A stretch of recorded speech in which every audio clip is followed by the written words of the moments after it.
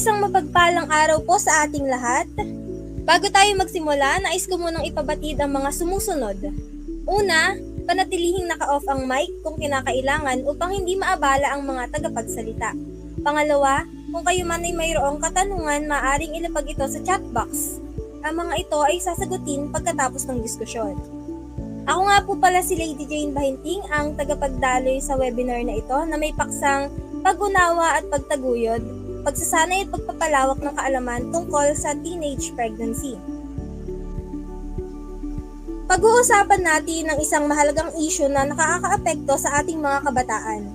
Sa kabila ng modernisasyon, hindi pa rin natin maikakaila ang problema ng teenage pregnancy, isang hamon na nagbubukas ng pintuan sa masusing pagpapalalim sa pangunahing tagapahayag. Bago tayo magsimula sa ating pinakapaksa, tayo muna ay magsisimula sa isang maikling panalangin na pangungunahan ng inyong lingkod. Inaanyayahan ko ang lahat na yumuko at manalangin at damhin natin ang presensya ng ating Panginoon.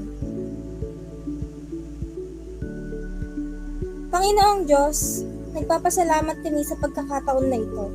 Ipinalangin namin ang iyong patnubay sa aming webinar. Naway maging matagumpay ito na puno ng karunungan at inspirasyon. Pagpalain mo ang lahat ng mga kasali at alagaan ng maayos na pagtakbo ng teknolohiya. Salamat sa iyong biyaya. Amen. Ayan, so bago natin formal na simulan ang webinar sa araw na ito, nais kong tawagan si Ginoong John Michael Angelo Bautista upang magbigay ng pambungad na pahayag. Okay, maraming salamat Miss Bahinting. Isang mapagpalang araw sa ating lahat. Kamusta? Handa na ba ang lahat sa ating talakayan ukol sa isang napapanahong isyong panlipunan panlokal? Marahil ay handa na lahat. Kakaibat sa pag-unlad at modernisasyon sa panahon ngayon, tila po subong-subong rin ang isyong panlipunan na tila hindi na maiiwasan. Isa na rito ang teenage pregnancy. Ang teenage pregnancy ay isa sa mga isyong problema hindi lang sa Pilipinas, kundi pati na rin sa ibang bansa. Upang mas lalo pa nating mapalalim ang pag-unawa sa nasabing issue, narito ang ikalawang grupo upang talakayin ang pag-unawa at pagtataguyod, pagkasanay at pagpalawak ng kaalaman patungkol sa teenage pregnancy. Maraming salamat Ginoong Bautista. Ngayon naman, atin nang simulan ang pagpupulong na ito. Maaari bang tawagin natin si Ginoong Michael Angelo Marcelo upang simulan ang diskusyon sa ating paksa. Teenage pregnancy, maagang pagbubuntis. Mga matatalakay. Una, ano ang teenage pregnancy? Ikalawa, teenage pregnancy sa Pilipinas. Ikatlo, ano ang mga impact nito? Ikaapat, mga aksyon ng mga gobyerno. At ikalima, konklusyon. Alam mo ba, batay sa pag-aaral ng UNESCO, isa ang Pilipinas sa may mataas na porsyento ng mga kabataan na nabubuntis na maaga. Ano ang mga posibleng dahilan base sa pag-aaral ng UNESCO? Una, kakulangan ng edukasyon sa reproductive health. Ikalawa, limitadong access sa family planning at kahirapan.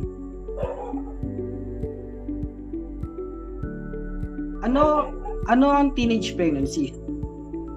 Ang teenage pregnancy ay tumutukoy sa maagang pagbubuntis ng mga kababaihan na may edad na 19 na taong gulang pababa.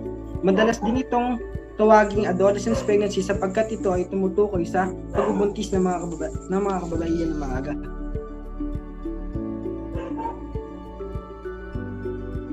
Ang teenage pregnancy sa Pilipinas.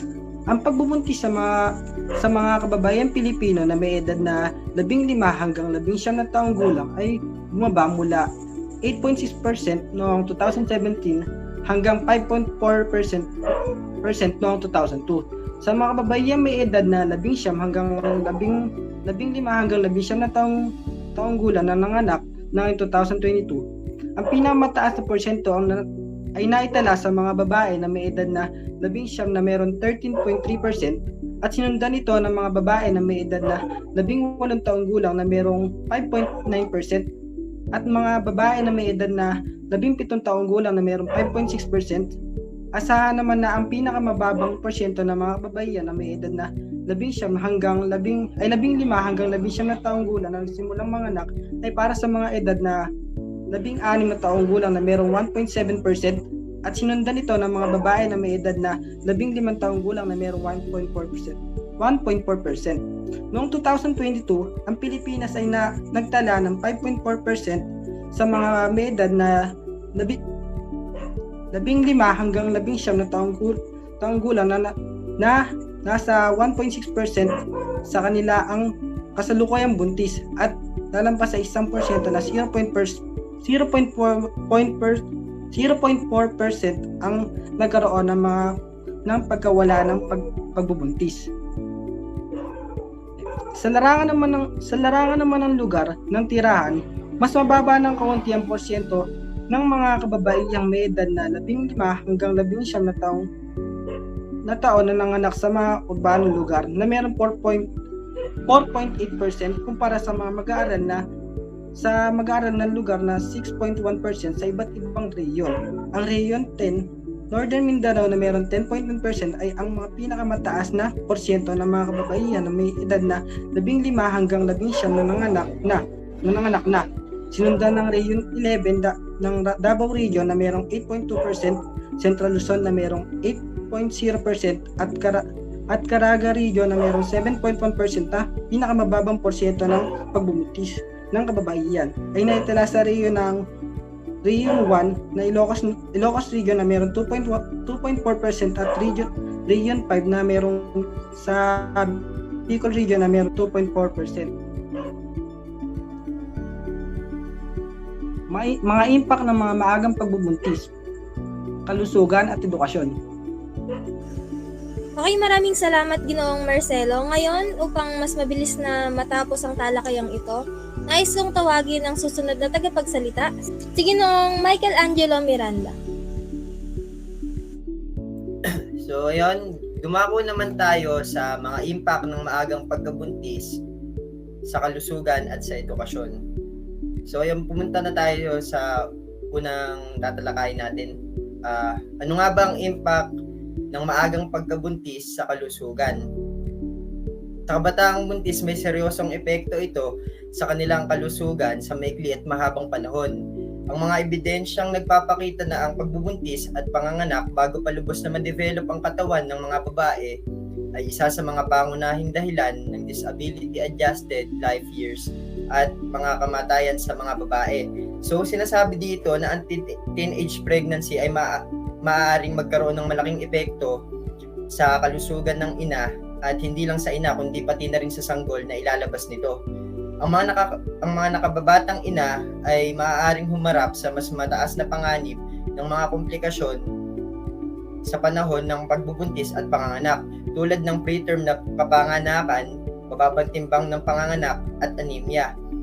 Ang mga teenager ay maaari ring mas malamang na makatanggap ng maagang pangangalaga sa prenatal na nakakaapekto sa pangkalahatang kalusugan ng ina at anak. Bukod pa rito, ang mga teenager na ina ay kadalasang nahaharap sa mga hamon sa pagkumpleto ng kanilang pag-aaral na maaaring nakakaapekto sa kanilang pangmatagalang kagalingan sa ekonomiya at pag-access sa pangangalagang pangkalusugan. Ang mga emosyonal at psikolohikal na stressor ay karaniwan din na posibleng humantong sa mga issue sa kalusugan ng isip. Kumbaga, pinapaliwanag po dito na hindi lang po ito nakakaapekto basta-basta sa pangangatawan ng isang teenager na babae, kundi nakakaapekto rin ito sa pangkalusugan ng kanilang pag-iisip.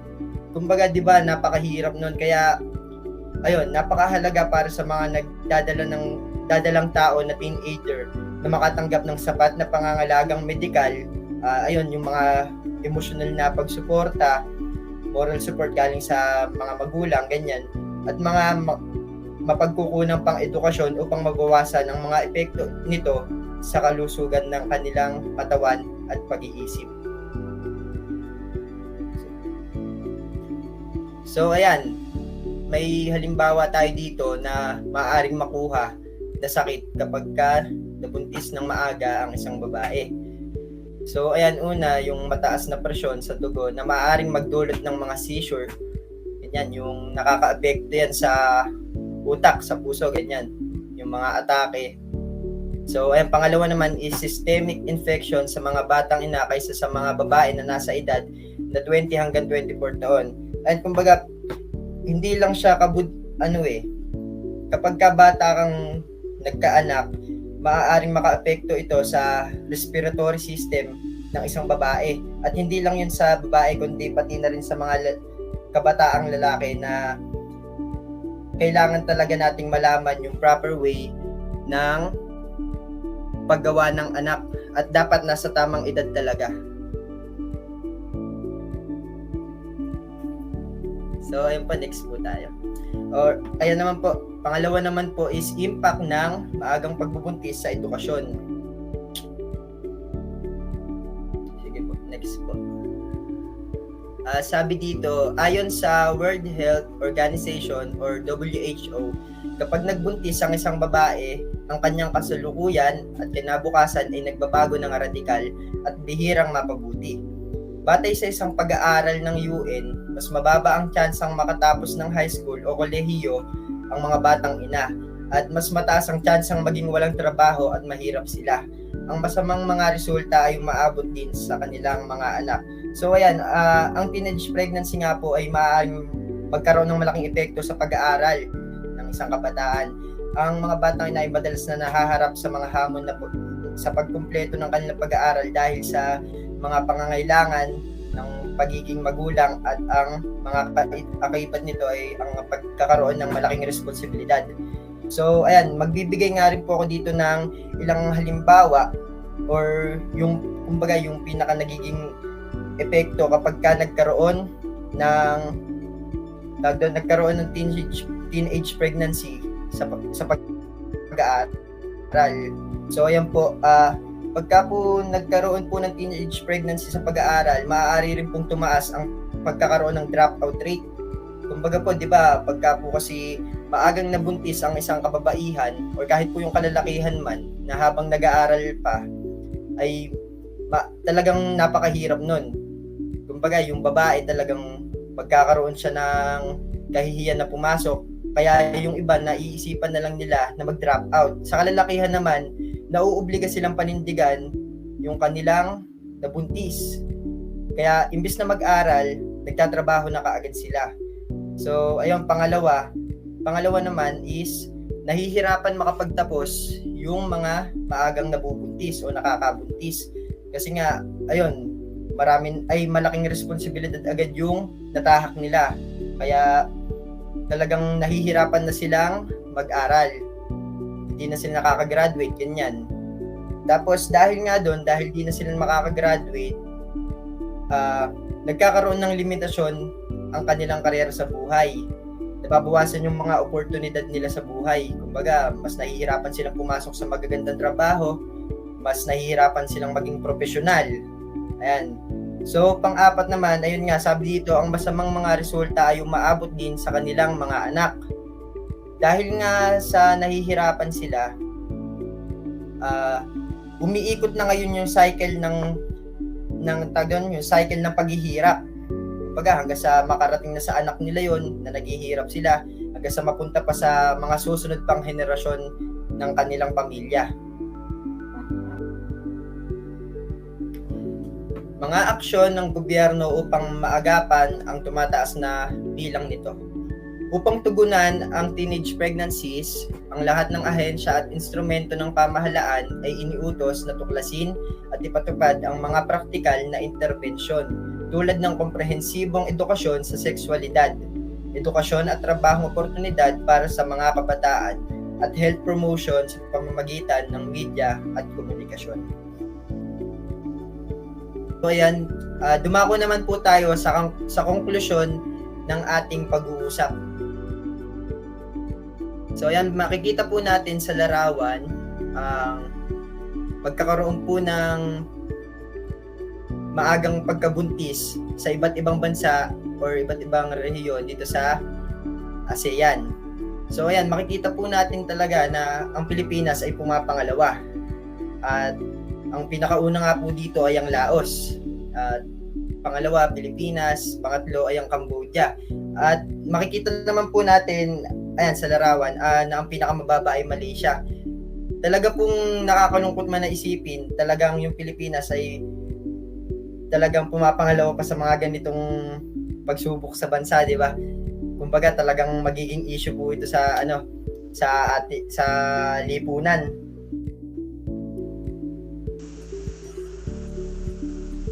So ayun, maraming salamat Ginoong Michael Angelo sa pagbabahagi ng iyong mga kaalaman tungkol sa ating paksa na teenage pregnancy.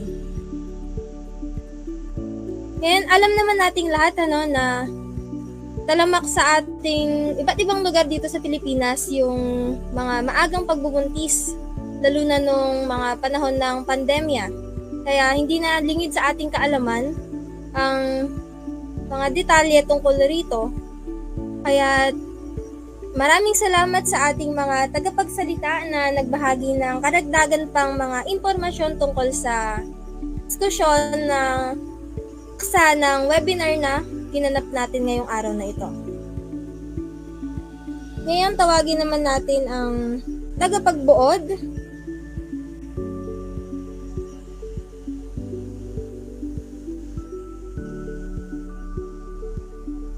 Tawagin natin si Miss Princess Shine Ramos upang ipahayag ang buod sa pagtalakay na ginanap ngayong araw na ito.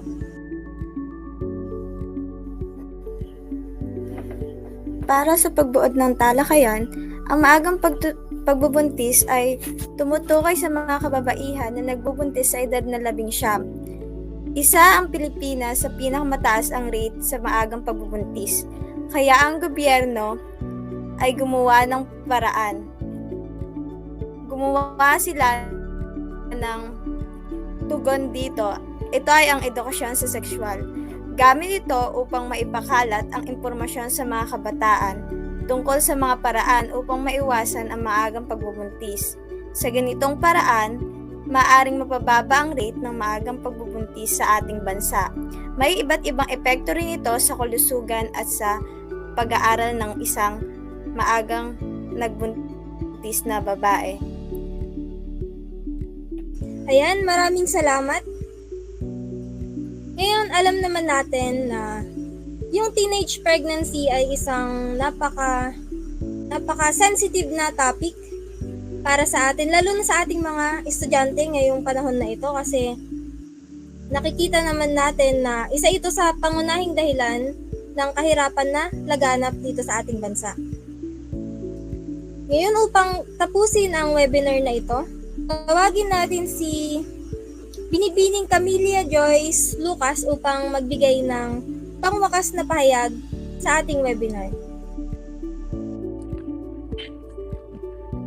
Sa pagwawakas ng pagsasanay na ito hinggil sa teenage pregnancy, naway maging simula ito ng mas mabuting pag-unlad at pagbibigay halaga sa edukasyon tungkol rito. Sa ating pagtaguyod ng kaalaman at pagbibigay diin sa pangangailangan ng kabataan, nagbukas tayo ng mas malawak na oportunidad para sa pagbabago at pag-usbong.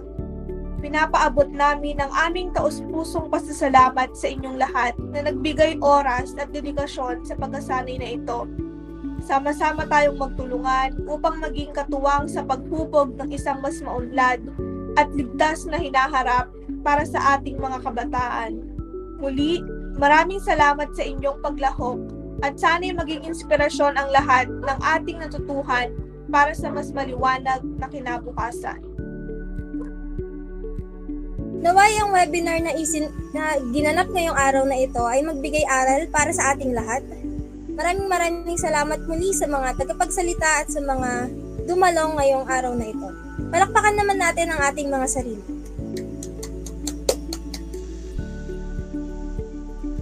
At yan nagtatapos ang webinar ngayong araw tungkol sa teenage pregnancy. Maraming salamat po.